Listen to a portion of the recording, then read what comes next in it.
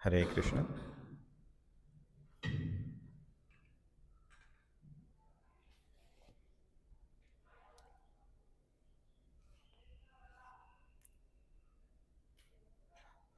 ఓం నమో భగవతే వాసుదేవాయ.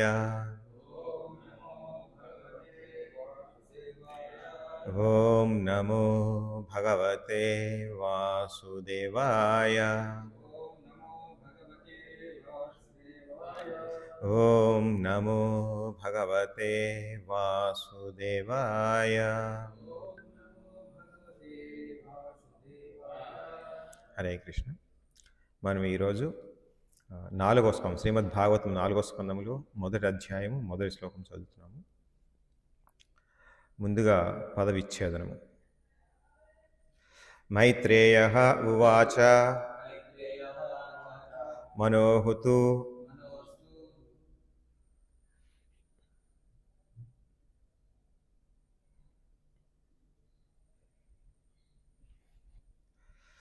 మనోహుతు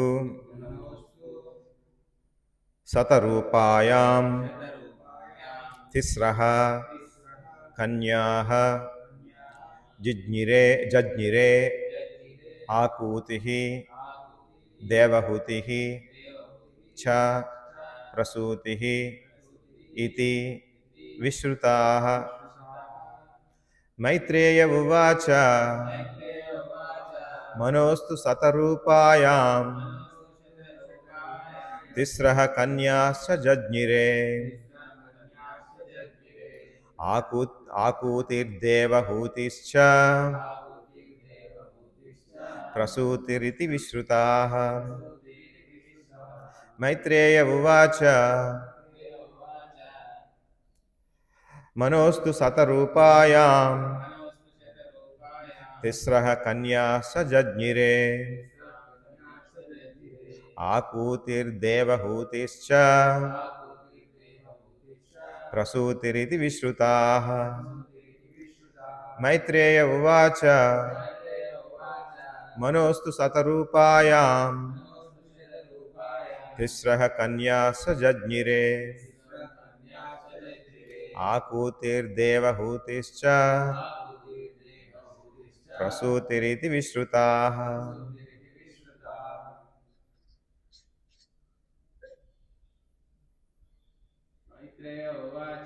మైత్రేయ ఉవాచ మనోస్తు శతరూపాయాం తిస్రః కన్యాశ్చ జజ్ఞిరే ఆకూతిర్దేవహూతిశ్చ ప్రసూతిరితి విశ్రుతాః.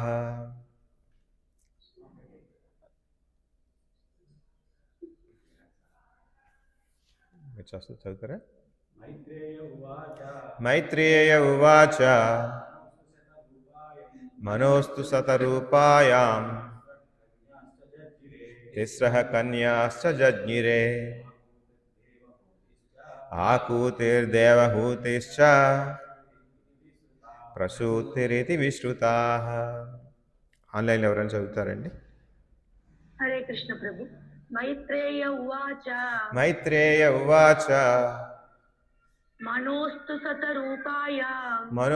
సతరూపాయాం తిస్రః కన్యాస్య జజ్ఞిరే తిస్రః కన్యాశ్చ జజ్ఞిరే ఆకూతిర్దేవహూతిశ్చ ప్రసూతిరితి విశ్రుతాః.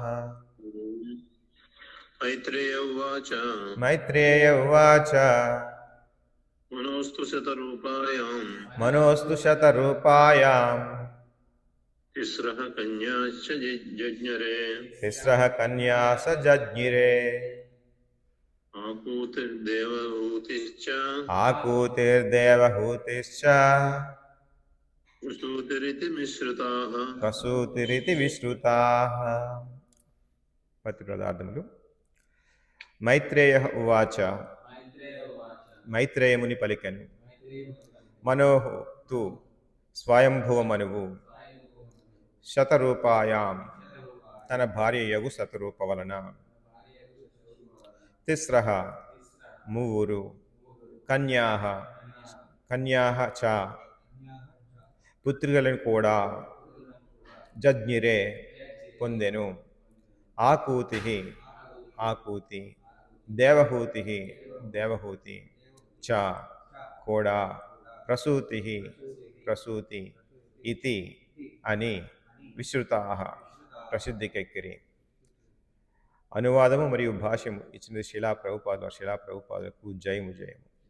శ్రీ మైత్రేయుడు పలికెను, స్వయంభవ మనువు తన భార్యకు శతరూప వలన ముగ్గురు పుత్రికలను బడెసెను. ఆకూతి, దేవహూతి, ప్రసూతి అనునవి వారి నామములు. భాష్యము. మొట్టమొదట నా గురువర్యులకు శ్రీ ఓం విష్ణుపాద శ్రీ శ్రీమద్భక్తి సిద్ధాంత సరస్వతి మహారాజులకు గౌరవపూర్వక వందనములు అర్పించుచున్నాను. ఆయన ఆజ్ఞ మేరకే భక్తి వేదాంత భాష్యమనడి పేరున శ్రీమద్భాగవతమునకు వ్యాఖ్యానమును వ్రాసడి ఈ బృహత్ కార్యమును నేను నెలకొని ఉన్నాను. ఆయన కరుణ వలననే 3 స్కందములను ముగించి ఇప్పుడు చతుర్స్కందము ఆరంభించుటకు యత్నించుచున్నాను. భాగవత ధర్మమునకు చెందిన కృష్ణ భక్తి ప్రచార కార్యమును 500 ఏండ్ల క్రిందట ఆరంభించిన శ్రీ చైతన్య మహాప్రభుల వారికి ఆయన ద్వారానే వందనములను అర్పింతును. ఆయన ద్వారానే షడ్గోస్వాములకు మరియు ఆధ్యాత్మిక జంటయగు రాధాకృష్ణులకు వందనములు నొసగుదును. గోపాలురును మరియు గోపికలను కూడి ఆ జంట బృందావనమునందు నిత్య లీలానురక్తులై ఉందురు. దేవదేవుడకు శ్రీకృష్ణుని భక్తులకు నిత్య సేవకులకు కూడా వందనములు అర్పించెదను. శ్రీమద్భాగవతంలోని ఈ చతుర్స్కందమున 31 అధ్యాయములు కలవు. ఆ అధ్యాయములన్నీను బ్రహ్మదేవుడు మరియు మనువులు కావించిన గౌణ సృష్టి వర్ణించును. తన భౌతిక సృష్టిని చుభితము చేయడం ద్వారా స్వయముగా భగవానుడే నిజమైన సృష్టిని కావించును. పెదప అతని ఆజ్ఞపై విశ్వమునందరి తొలిజీవియగు బ్రహ్మదేవుడు వివిధ లోకములను వాని అందరి జీవరాశిని సృజించును. మనువు మరియు ఇతర ప్రజాపతుల వంటి తన సంతానము ద్వారా అతడు జనబాహుల్యమును విస్తరింపచేయును. బ్రహ్మదేవుని సంతతి కూడా దేవదేవుని ఆజ్ఞ మేరకే పనిచేయుచుండును. చతుర్స్కందములోని ఈ మొదటి అధ్యాయమున స్వయంభవ మనువు యొక్క 3 కుమార్తెలు మరియు వారి సంతతి వారి చరిత్ర వర్ణించబడినది. తరువాతి 6 అధ్యాయములు దక్షయజ్ఞమును అది ఏ రీతి ధ్వంసమయ్యననడి విషయమును వివరించును. తదనంతరము ధ్రువ మహారాజు చరిత్రము 5 అధ్యాయములో వర్ణించబడినది. పెదప 11 అధ్యాయములలో పృథు మహారాజు చరిత్ర వర్ణితమైనది. ఆ తరువాత 8 అధ్యాయములు ప్రచేతసుల కర్మలకు కేటాయించబడినది. ఈ శ్లోకమునందు తెలుపబడినట్లు స్వయంభవ మనువునకు 3 పుత్రికలు కలరు. ఆకూతి, దేవహూతి, ప్రసూతి అనునవి వారి నామములు. ఈ 3లో దేవహూతి గూర్చి ఇదివరకే వివరించబడినది. ఆమె భర్తయగు కర్దమముని మరియు తనయుడగు కపిలమునితో పాటుగా ఆమె చరిత్ర వర్ణితమైనది. ఈ అధ్యాయమునకు మొదటి కుమార్తెయగు ఆకూతి వంశస్థుల చరిత్ర ప్రత్యేకముగా వర్ణించబడినది. ఈ అధ్యాయమునందు స్వయంభవ మనువు బ్రహ్మదేవుని తనయుడు. బ్రహ్మదేవునికి పలువురు పుత్రులను మనువు నామమే తొలుత ప్రత్యేకముగా పేర్కొనే కారణము అతడు దేవదేవుని భక్తుడగుటయే. ఈ శ్లోకమునందు చ అనే పదము ప్రయోగించబడినది. 3 పుత్రులతో పాటు స్వయంభవ మనువుకు ఇరువురు పుత్రులను కూడా కలిగి ఉండనని అది సూచించను. హరే కృష్ణ. నమో విష్ణుపాదాయ కృష్ణ ప్రేష్టాయ భూతలే శ్రీమతే భక్తి వికాస స్వామినితి నామిని. నమో విష్ణుపాదాయ కృష్ణ ప్రేష్టాయ భూతలే శ్రీమతే భక్తి వేదాంత స్వామినితి నామిని. నమస్తే సారస్వతే దేవే గౌరవాణి ప్రచారిణే నిర్విశేష శూన్యవాది పాశ్చాత్య దేశతారిణే. జయ శ్రీకృష్ణ చైతన్య ప్రభు నిత్యానంద శ్రీ అద్వైత గదాధర శ్రీవాసాది గౌర భక్త వృంద. హరే కృష్ణ కృష్ణ కృష్ణ హరే హరే, హరే రామ రామ రామ హరే హరే. హరే కృష్ణ. ఈ అధ్యాయంలో మనుతనయుల వంశ చరిత్ర చెప్పబడింది. మనుతనయులంటే స్వయంభవ మనువు తన భార్యకు శతరూప వలన 3 పుత్రికలను పడేశాను. ఆకూతి, దేవహూతి, ప్రసూతి అనునవి వారి నామములు చెప్పారు. ఈ 3 పుత్రికలే కాకుండా 2 పుత్రులు కూడా ఉన్నారని ఈ అధ్యాయంలో ఈ యొక్క భాష్యంలో చెప్పబడింది. ఆ 2 పుత్రులు కూడా ప్రియవ్రతుడు, ఉత్తానపాదుడు అనేవారు అన్నమాట. ఈ విధంగా వీరి చరిత్ర గురించి ప్రత్యేకించి చెప్తున్నారు. అందులోనూ ఈ యొక్క భాష్యంలో శ్రీల ప్రభుపాల్ వారు ఈ 4వ స్కందములో ఏ విధంగా ఈ అధ్యాయాలు విభజింపబడి ఈ 4వ స్కందం ఏ విధంగా చెప్పబడుతుంది అనేది చెప్పారు. దాంట్లో భాగంగా ఏం చెప్తున్నారంటే మొదటి 6 అధ్యాయాలు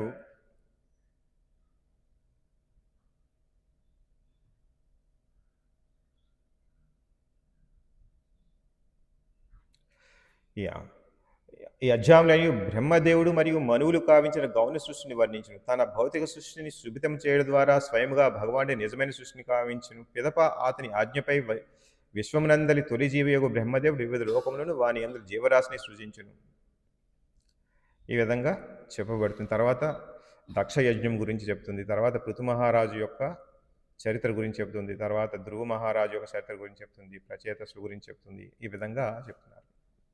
మనం చూద్దాం. ఇప్పుడు 3వ స్కందంలో దేవహూతి గురించి కర్దముని, దేవహూతి, కపిల భగవానుడి యొక్క విషయాలన్నీ చర్చించామని చెప్పేసి అన్నారు. మనం చూసుకున్నాం ఏ విధంగా దేవహూతి తన కుమారుడు కపిల భగవాన్ని ప్రశ్నలు అడగటము, ఆ ప్రశ్నలకు సమాధానం చెప్పడానికి సాంఖ్యశాస్త్రం అంతా కూడా బోధించారు. ఆవిడ దేవహూతి ఎటువంటి ప్రశ్నలు అడిగిందంటే, నా ఇంద్రియములకు కలత పెడుతున్నాయి, చాలా ఇంద్రియాల కలత నుంచి ఏ విధంగా ముక్తి పొందాలి అనేది అడిగారు. ఏ విధంగా భగవంతుని సేవ చేయాలి, ఏ విధంగా భగవంతుని చేరుకోవాలి, ఇటువంటి విషయాలన్నీ కూడా భవసాగరం నుంచి ఏ విధంగా విడిపడాలి అని చెప్పేసి అడిగితే వాటన్నిటి కూడా సాంఖ్యశాస్త్రం భగవంతుడు వివరించి చెప్పారు. చివరిగా మనం చివరి అధ్యాయంలో ఏం చెప్పుకున్నాం?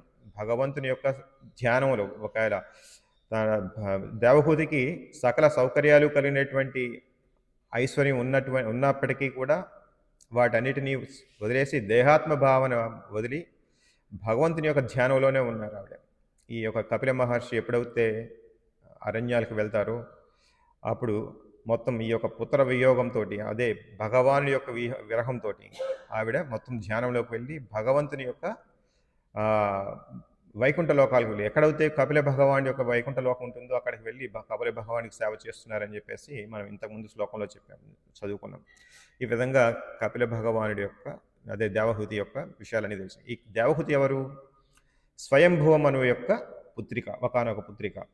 ఆకూతి, దేవహూతి, ప్రసూతి అని వీరిలో మధ్య దేవహూతి యొక్క విషయాలన్నీ తెలుసుకున్నాం.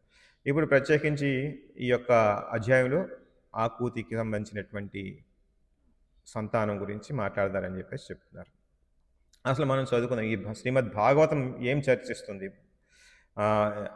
ఈ శ్రీమద్ భాగవత పురాణం అనేది మనకి ఏ విషయాలని చర్చిస్తున్నాయని చెప్పేసి చెప్తాం. మనం 2వ స్కందంలో 10వ అధ్యాయంలో 1వ శ్లోకం ఈ విధంగా చెప్తుంది.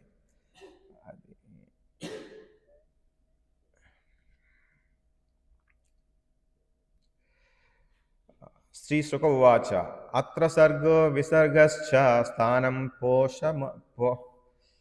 పోషణమూతయః మన్వంతరేషాను కథా నిరోధో ముక్తిరాశ్రయః. అంటే శుకదేవ గోస్వామి ఇట్లు పలికారు. శ్రీమద్భాగవతమునందు సర్గము, విసర్గము, స్థానము, పోషణము, ఊతి, మన్వంతరము, ఈశానుకథ, నిరోధము, ముక్తి, ఆశ్రయము అనేది దశలక్షణములు వివరణములు కలవు. అంటే శ్రీమద్భాగవతం ప్రత్యేకించి ఏం చర్చిస్తుంది అనేది దీంట్లో ఈ శ్లోకం ద్వారా చెప్పబడుతుంది. అంటే విషయాలు కూడా కొద్దిగా చూద్దాం ఏంటవి అనేది. ఇక్కడ సర్గం అంటే ఏంటి? మహావిష్ణువు చేత జరిగే ప్రాథమిక సృష్టి. అంటే ఈ భౌతిక సృష్టికి మూల కారణం ఏంటి అనేది మనకు అర్థమవుతుంది. ఈ సృష్టి అసలు ఏ విధంగా సృష్టింపబడింది అంటే విష్ణు భగవానుడు ఈ తొలుత ప్రధానము లేకపోతే మహత్తత్వం అనే మూలకాల్ని సృష్టిస్తారు. తర్వాత తన యొక్క నాభి నుంచి వచ్చినటువంటి కమలం నుంచి జన్మించినటువంటి బ్రహ్మదేవుడు ఈ ద్వితీయ సృష్టి జరిపిస్తారు. దాన్ని విసర్గం అంటారు. దాని విసర్గం అంటే గౌణ సృష్టి, అంటే సెకండరీ సృష్టి, సెకండరీ క్రియేషన్. ఏదైతే మూలకాలు ఇవ్వబడినాయో వాటి చేత భగవంతుడు ఇక్కడ తన స్వయంభూ అంటారు బ్రహ్మదేవుడికి ప్రత్యేకించి రక్త సంబంధమైన తల్లిదండ్రులు ఎవరు ఉండరు. ఆయనకి భగవంతుడి యొక్క నాభి నుంచి పుడతారు. ఆయన స్వయంభువు. ఆయన ఈ యొక్క సెకండరీ సృష్టి అనే దానికి ఆయనకి ఇవ్వబడింది. ఆయన ఏం చేస్తారంటే ఆయన ప్రజాపతులు లేకపోతే మనువులు వీరి సహాయంతో ఈ సృష్టి అంతా కూడా సృష్టిస్తారని చెప్పేసి చెప్తున్నారు. ప్రజాపతులు, మనువులు అంటే ఏంటి చూద్దాం. అంటే ఇప్పుడు ఈ బ్రహ్మదేవుడు ఈ లోకాలన్నీ సృష్టించాలి. సర్వలోకాలు సృష్టించి దాంట్లో జీవులందరినీ కూడా సృష్టించాలి. మనం తెలుసుకున్నాం. మనకి 84 లక్షల జీవరాశులు ఉన్నారని తెలుసుకున్నాం. ఈ జీవరాశులను ఏ విధంగా సృష్టించాలి? ఏ విధంగా పోషించాలనేది మళ్ళీ వేరే విషయం. అదేటి స్థానము, స్థితి అని చూసారా? స్థితి యొక్క విషయం అది. ఇక్కడ క్రియేషన్ మాత్రమే జరుగుతుంది. బ్రహ్మదేవుడి యొక్క ఈ మనువులు లేకపోతే ప్రజాపతుల సహకారంతో, మనకి ప్రజాపతులు మనకి చాలామంది ఉన్నారు. దక్షుడని, లేకపోతే మరీచి, ఈ కశ్యపముని, వారిలో కశ్యపముని ముఖ్యమైన వాడు. ఈ విధంగా ప్రజాపతులు ఉంటారు. అలాగే మనువులు కూడా ఉంటారు.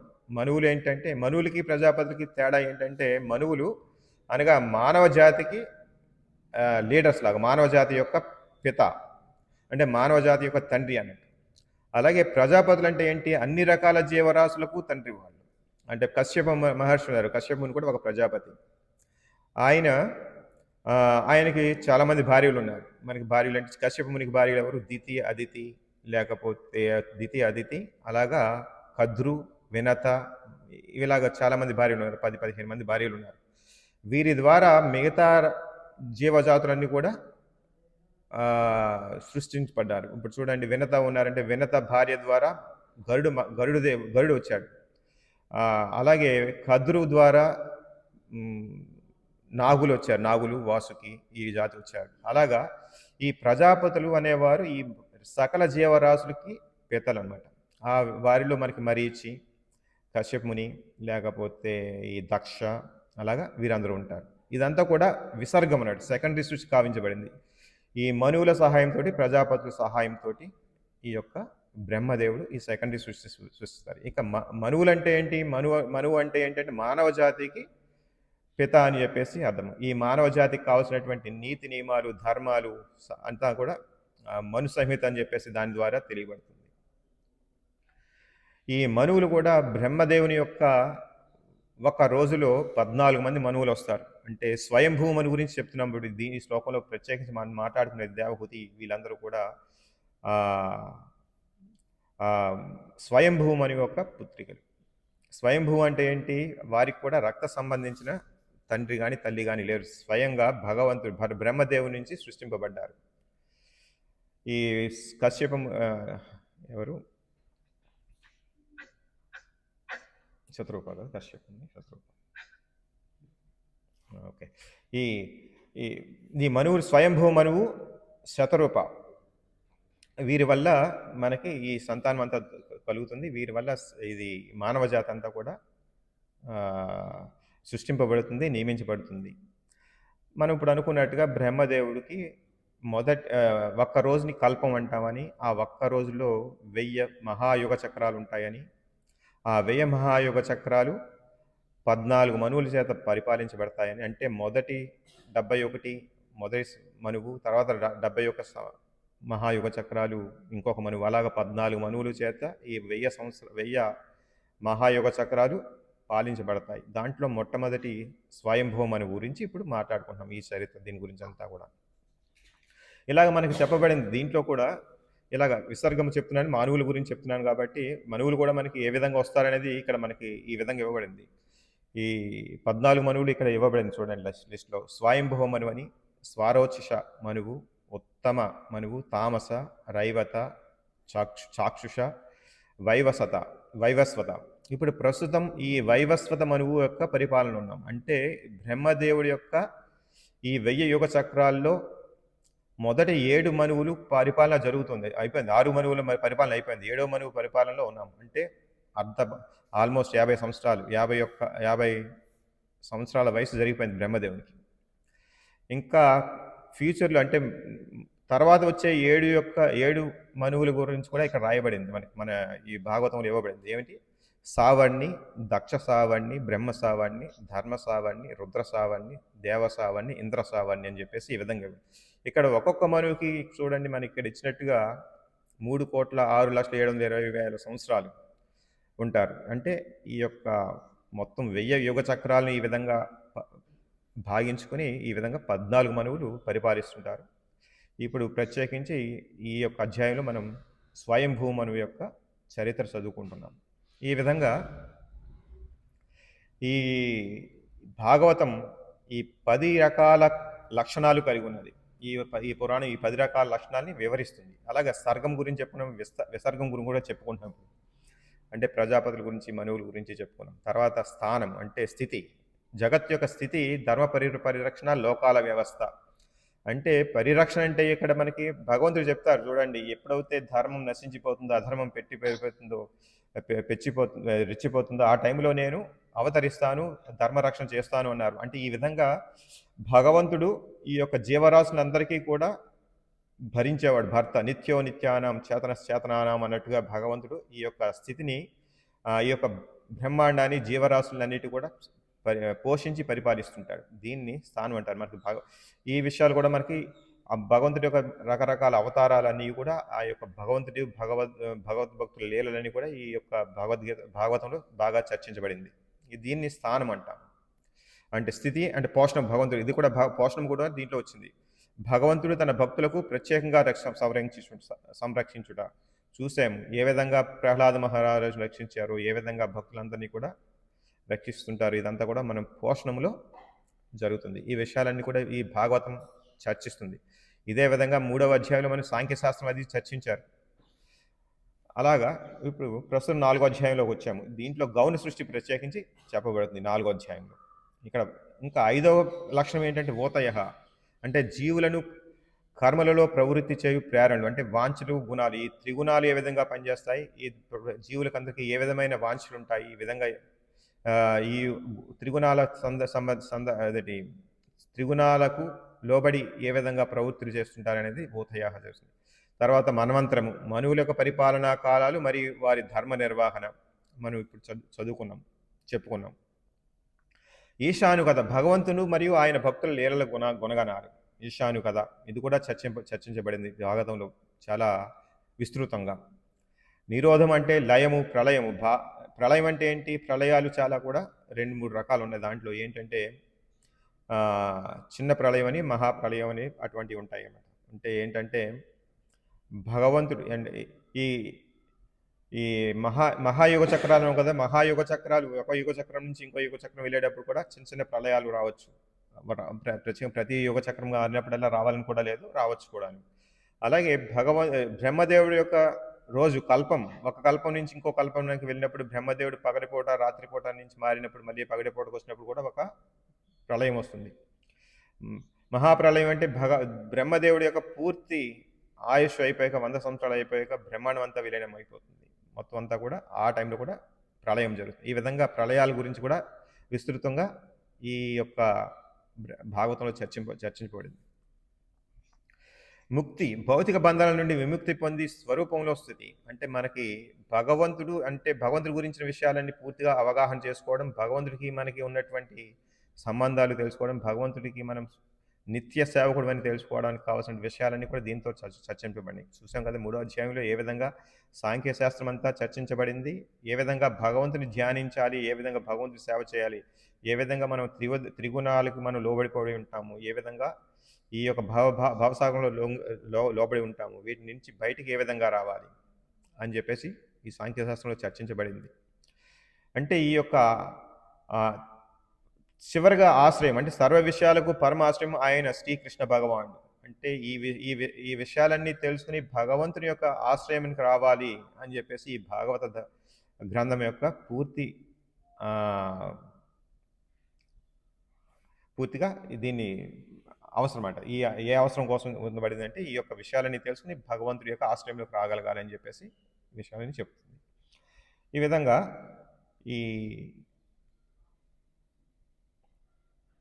చెప్పబడింది. ఇంకా భాష్యంలో చూసుకున్నట్టయితే మొట్టమొదటిగా శ్రీలా ప్రభుపాదుల వారు తమ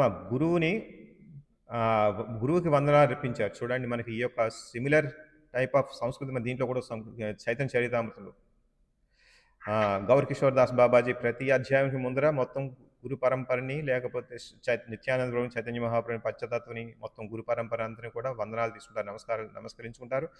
వారి యొక్క ఆశీస్సులతో మొత్తం ఆ అధ్యాయం అంతా కూడా రాయటం చెప్తున్న తర్వాత చివరిగా మళ్ళీ వారిని కీర్తించడం జరుగుతుంటుంది. అదేవిధంగా ఇక్కడ కూడా ఈ యొక్క 4వ అధ్యాయం మొట్టమొదటిగా శ్రీలా ప్రభుపాదుల వారు ఈ భాష్యంలో తన గురువు గారైనటువంటి ఆధ్యాత్మిక గురువు అయిన శ్రీలా భక్తి సిద్ధాంత సరస్వతి మహారాజుల యొక్క ఆశీస్సులు తీసుకుంటారు. నా వందనాలు చేస్తూ ఆశీస్సులు తీసుకుంటూ మళ్ళీ ఏం చెప్తున్నారు?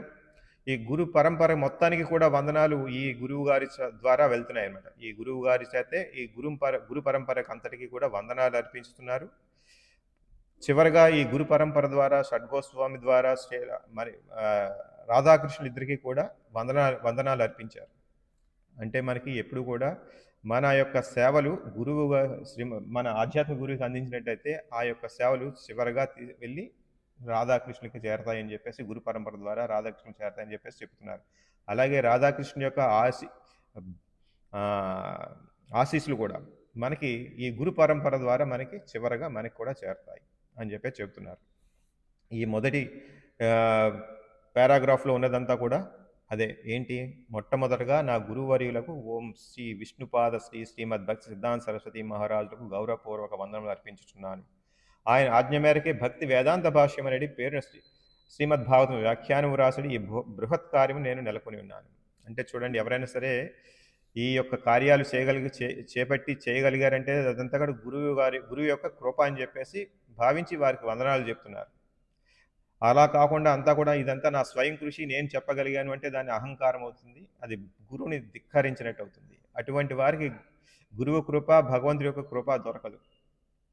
ఆయన కరుణ వల్లనే 3 స్కందములు ముగించాను. ఇప్పుడు చెప్తున్నారు, ఇప్పుడు వరకు 3 స్కందాలు ముగించాను, 4వ స్కందం మొదలు పెడుతున్నాను. కాబట్టి వారి యొక్క ఆశీస్సులు తీసుకుని మొదలు పెడుతున్నారు అనమాట. వారికి నమస్కారం చేసి ఆశీస్సులు తీసుకుని మొదలు పెడుతున్నారు. ఈ యొక్క 4వ స్కందం కూడా మీరు నన్ను ఈ యొక్క కార్యక్రమం పూర్తి చేసే విధంగా ఆశీర్వదించండి అని. ఇది 500 ఏండ్ల క్రితం శ్రీ చైతన్య మహాప్రభువులు వారు స్థాపించినటువంటి మొదలుపెట్టినటువంటి ప్రచార కార్యక్రమానికి పెట్టినటువంటి చైతన్య మహాప్రభు కూడా ఈ గురువు వారి ద్వారా నా వందనాలు అర్పిస్తున్నా అని చెప్పేసి చెప్తున్నారు. తర్వాత ఆయన ద్వారానే షడ్గోస్వాములకి కూడా ఆధ్యాత్మిక జంట యొక్క రాధాకృష్ణులు కూడా వందనాలు వస్తున్నారు. గోపాలులను మరియు గోపికలను కూడి ఆ జంట బృందావనమందు నిత్య లీలానురక్తులై ఉందురు. దేవదేవుడు శ్రీకృష్ణుని భక్తులకు నిత్య సేవకులకు కూడా వందనం అర్పించు. చూడండి, ఈ విధంగా మన భక్తి వేదాంత స్వామి అభయచరణారవింద మొత్తం గురు పరంపరకి, గురువుకి, శ్రీకృష్ణ భగవానుడి యొక్క స్నేహితుడికి, వారి యొక్క పరివారాన్ని అంతటికీ కూడా నమస్కారాలు తెలుపుతూ ఆశీర్వచనాలు తీసుకున్నారు. ఇప్పుడు తర్వాత ఈ యొక్క 4వ అధ్యాయంలో 4వ స్కందంలో ఏం చెప్పబడిందని చెప్పారు అంటే బ్రహ్మదేవుడు సెకండరీ సృష్టి కావిస్తున్నారు. ఎవరి ఆజ్ఞపై? భగవానుడి యొక్క ఆజ్ఞపై. ఈ భగవానుడు ఇచ్చారు ఆజ్ఞ. ఈ సృష్టికి కావాల్సినటువంటి మూలకాలు ఆయనే ఇచ్చి, ఈ సృష్టికి కావాల్సినటువంటి జ్ఞానం కూడా ఆయనే ఇచ్చారు. ఎవరికి? బ్రహ్మదేవుడి చేత ఈయన ఈ యొక్క శక్తి ఇవ్వబడింది బ్రహ్మదేవునికి. ఆయన ఆజ్ఞ మొదలుకొని ఈ త్రివిధాలు బ్రహ్మదేవుడు వివిధ లోకాలను సృష్టించారు. ఈ యొక్క ప్రజాపతులు లేకపోతే మనువుల సహాయంతో ఈ యొక్క సర్వ ప్రజా సృష్టి ప్రజ అంటే సర్వజీవులు, అంటే 84 లక్షల జీవుల్ని సృష్టించడం జరిగింది. ఈ విధంగా ఈ శ్లోకం నందు ఈ విధంగా చెప్పబడింది.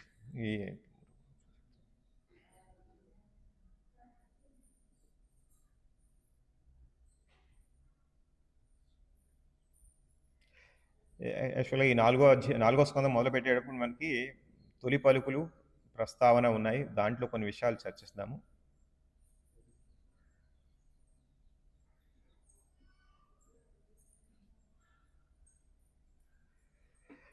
ఎప్పుడైతే శ్రీకృష్ణ భగవానుడు ద్వాపర యుగంలో తన అవతారం చాలించినప్పుడు ధర్మజ్ఞానాదులను కూడి శ్రీకృష్ణ భగవానుడు తన స్వధామమునకు నిష్క్రమించిన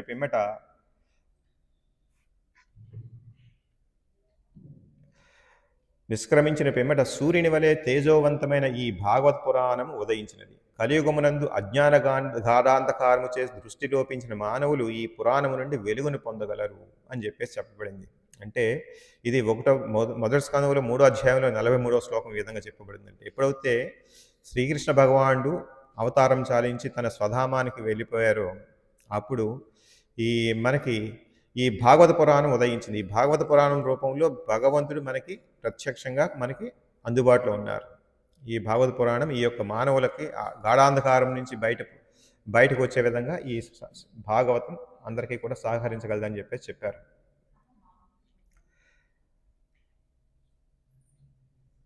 ఈ యొక్క శ్రీమద్ భాగవతం ఏ విధంగా చర్చించబడుతుందంటే శ్రీ వ్యాస భగవానుడు తన తనయుడైన ఈ భాగవత సారాన్ని తన తనయుడైన సుఖదేవ గోస్వామికి బోధించాడు. తదనంతరం సుఖదేవ గోస్వామి సంపూర్ణ భాగవతను హస్తినాపురంలోని అనగా నేటి ఢిల్లీలో గంగా తటమున ఋషి సభలో పరీక్షన్ మహారాజుకు వినిపించాను. పరీక్షన్ మహారాజు ప్రపంచ చక్రవర్తి మరియు గొప్ప రాజర్షి. ఒక వారం రోజులలో మరణము సంభవించునని హెచ్చరికను విని అతడు రాజ్యమును త్యజించాను. అటు పిమ్మట ప్రాయోవేశమును చేసి ఆధ్యాత్మిక జ్ఞానం సంపాదింపగోరాను. ఈ విధంగా ఇది సుఖదేవ గోస్వామికి వ్యాస భగవానుచే చెప్పబడింది. ఆ తర్వాత సుఖదేవ గోస్వామి పరీక్షన్ మహారాజుకు వివరించారు. ఆ సభలో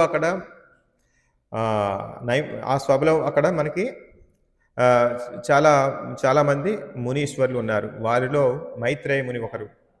ఈ మైత్రేయ ముని ఈ నైమిషారణ్యంలో మిగతా మునీశ్వరులందరూ కూడా ఈ విషయాన్ని బోధిస్తున్నారు. అంటే ఈ శ్రీమద్ భాగవతం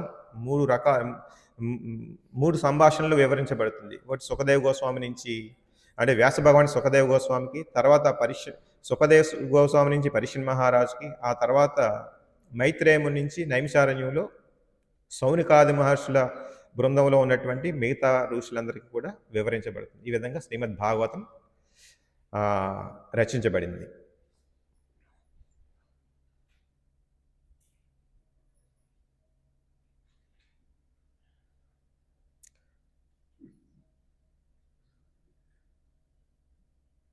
అక్కడ పరీక్షన్ మహారాజు అడిగిన ప్రశ్నకు శ్రీ సుఖదేవ గోస్వామి 7 రోజులు ఈ ఆత్మతత్వం మొదలుకొని విశ్వమూలం వరకు అన్ని విషయాలు కూడా చర్చించారు.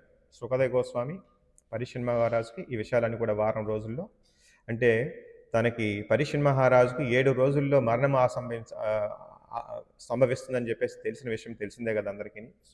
ముని బాలుగుగా శాపం వల్ల 7 రోజుల్లో చనిపోతారని పరీక్షన్ మహారాజు తెలుస్తుంది. ఆ సందర్భంగా సుఖదేవ గోస్వామి ఆ యొక్క గంగా నది తటానికి వచ్చి ఈ యొక్క ఆత్మతత్వం గురించి చెబుతూ విశ్వమూలానికి గల సమస్త విషయాలన్నీ కూడా వివరించారు సుఖదేవ గోస్వామి. తర్వాత సూత గోస్వామి తదనంతరం నైమిషారణ్యంలో ఋషి సంగమునకు దాన్ని వివరించారు.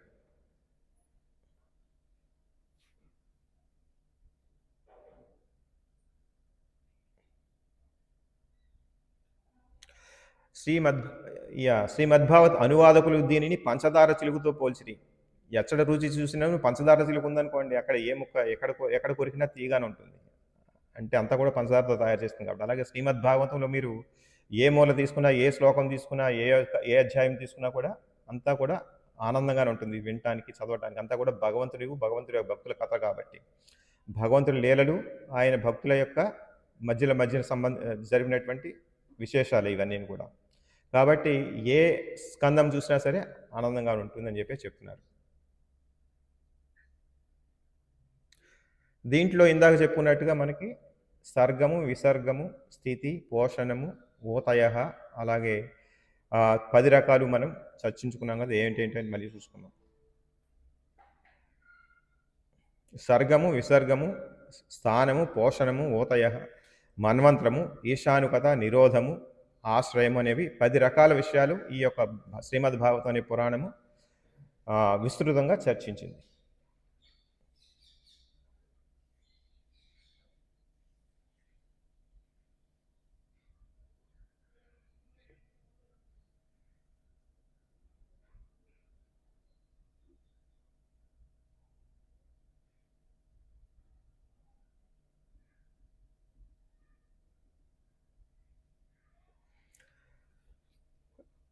ఈ శ్రీమద్ భాగవతంలో ఈ విధంగా చెప్పబడింది. తద్వాగ్ని సర్గో జనతాగ విప్లవో యస్మిన్ ప్రతిశ్లోకం అబద్ధవత్యపి నామానంతస్య యశోంకితాని యత్ శృణ్వంతి గాయంతి గృణంతి సాధవః. ఇది శ్రీకృష్ణ భగవాని నామ యశోరూప లీలాదుల దివ్య మహిమ వర్ణనతో నిండి ఉన్న గ్రంథము. దివ్య వాంగమమై ఉండి పెడదారి పట్టిన మానవుల పాప జీవనం నుండి విప్లవాత్మక మార్పును కొనివచ్చుటకు ఉద్దేశింపబడినది. చక్కగా రచింపబడకుండాను అట్టి దివ్య వాంగ్యమును పవిత్రాత్ములకు సాధువులు విని గానము చేసి స్వీకరించరు. అంటే ఈ దీంట్లో ఉన్నటువంటిది, ఈ కలియుగంలో ఉన్నటువంటి పాపాత్ జన్మలు కాక ఈ మొత్తం అందరినీ కూడా ఉద్ధరించడానికి ఈ శ్రీమద్ భాగవతం సృష్టించబడిందని చెప్పేసి చెప్తున్నారు.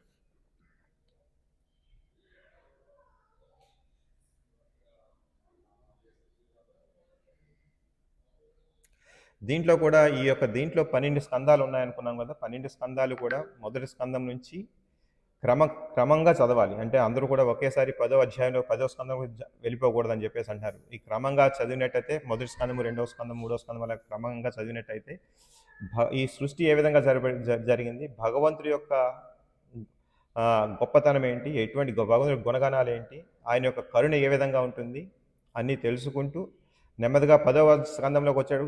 పూర్తిగా శ్రీకృష్ణ భగవానుడి యొక్క లీలలు ఉంటాయి. దాంట్లో 100 అధ్యాయాలు ఉంటాయి. శ్రీకృష్ణ భగవానుడు బాలి లీలలు, తర్వాత ఐశ్వర్య లీలలు. ఐశ్వర్య లీలలు అంటే మధురలో జరిపినటువంటి, లేకపోతే అప్పటి వరకు గోలోక బృందంలో జరిపిన లీలలు ఉంటాయి బాలి లీలలు, తర్వాత మధురలో జరిపినట్టు, తర్వాత ద్వారకలో జరిగిన లీలలు ఉంటాయి. ఇవన్నీ లీలలు కూడా చర్చించుతూ చివరగా భగవంతుని ఏ విధంగా ఆశ్రయం తీసుకోవాలనేది ఈ శ్రీమద్ భాగవతంలో పూర్తిగా చర్చించబడింది.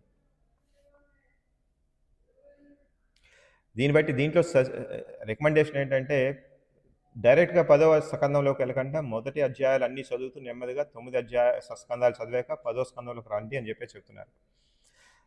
అంతగా మనకి చాలామందికి ఆతృతగా ఉంటుంది. అందుకనే శ్రీలా ప్రభుపాల్ వారు ఏం చేస్తారంటే శ్రీమద్ భాగవతం 10వ స్కందంలో ఉన్నటువంటి 4 భాగాల యొక్క గద్య రూపంలో, అంటే వాచక రూపంలో ఒక దేవాది దేవుడు శ్రీకృష్ణ భగవాన్ అని ప్రత్యేకించి పుస్తకం రాశారు. ఆ పుస్తకం చదువుకోవచ్చు.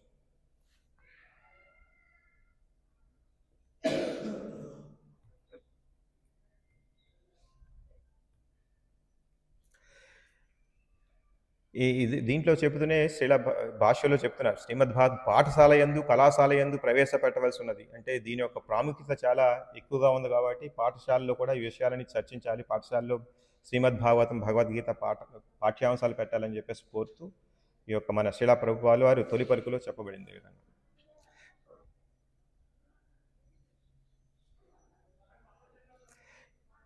దీంట్లో ఒక శ్లోకం మనకి మన 7వ స్కందంలో వస్తుంది. ప్రహ్లాద్ మహారాజ్ చెప్తారు,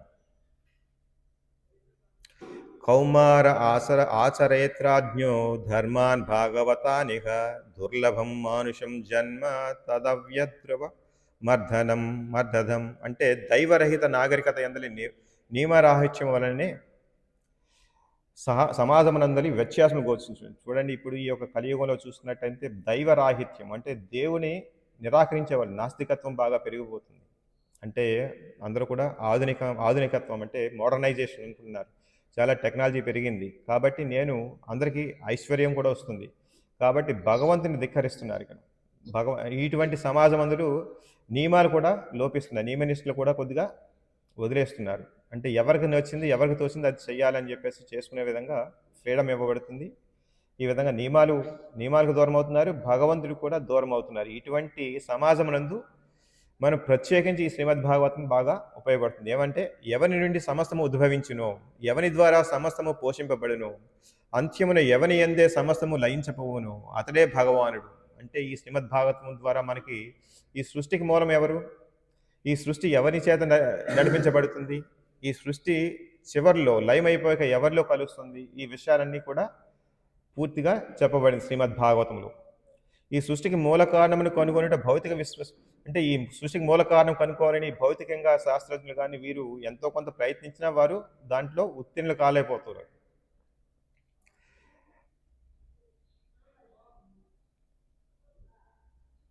అందుకనే ఇటువంటి విషయాలని శ్రీమద్ భాగవతం నందు వివరింపబడింది. ఈ విధంగా శ్రీమద్ భాగవతము చాలా ముఖ్యమైనదని చెప్పేసి తెలుపుతూ తొలి పలుకులో శ్రీలా ప్రభుపాదులు గారు ఈ విషయాలన్నీ కూడా చర్చించారు.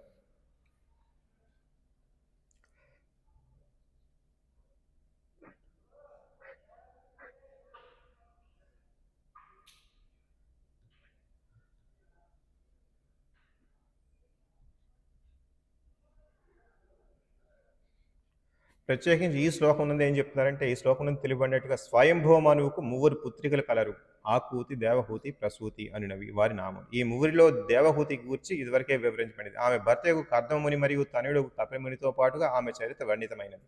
ఈ అధ్యాయమునందు మొదటి కుమార్తె యొక్క ఆకూతి వంశస్థుల చరిత్ర ప్రత్యేకంగా వర్ణించబడినది. స్వయంభవ మనువు బ్రహ్మదేవుని తనయుడు. బ్రహ్మదేవునికి పలువురు పుత్రులున్నను మనువు నామమే తొలుత ప్రత్యేకంగా పేర్కొనడు కాను అతడు దేవదేవుని భక్తుడొకటే. చూడండి, ఎవరైనా సరే దేవదేవుడి భక్తుడు అంటే ప్రత్యేకమైన శ్రద్ధ ఉంటుంది దేవదేవుడికి కూడా. ఈ శ్లోకమునందు ఛ అనే పదం ప్రయోగింపబడినది ముగ్గురు పుత్రులతో పాటు స్వయంభవ మనువు యొక్క ఇరువురు పుత్రులను కూడా కలిగి ఉండననేది అది సూచిస్తుంది. ఈ విధంగా ఈ అధ్యాయంలో ప్రసూతి యొక్క చరిత్ర గురించి, పుత్ర సంతానం గురించి, వాటి చరిత్ర గురించి చెబుతూ ఈ యొక్క స్కందంలో దక్ష యజ్ఞం గురించి చెప్తున్నారు, ధ్రువుడి గురించి చరిత్ర చెప్తున్నారు, పృథు మహారాజు గురించి చెప్తున్నారు, తర్వాత ప్రచేతసుల గురించి చెప్తున్నారు. ఈ విధంగా 4వ స్కందం అంతా కూడా నడుస్తుంది. ఇంతటితో మనకి 1వ శ్లోకం గురించి చర్చించాము. ఇప్పుడు తర్వాత భగవంతుడి అనుమతితో 2వ శ్లోకం తర్వాత చర్చిద్దాం. హరే కృష్ణ. ఎవరికైనా ఏమైనా ప్రశ్నలు ఉంటే అడగచ్చు.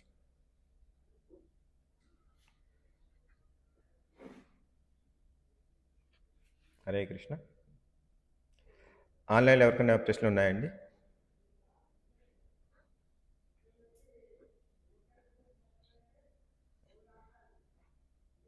ఓకే, హరే కృష్ణ. ప్రశ్నలు ఎవరికి లేకపోతే ఇంతటితో సమాప్తం. శ్రీమద్భాగవతం की जय. शिला प्रभुपाद की जय. वाञ्छाकल्पतरुभ्यश्च कृपा सिन्धुभ्येव च पतितानां पावनेभ्यो वैष्णवेभ्यो नमो नमो.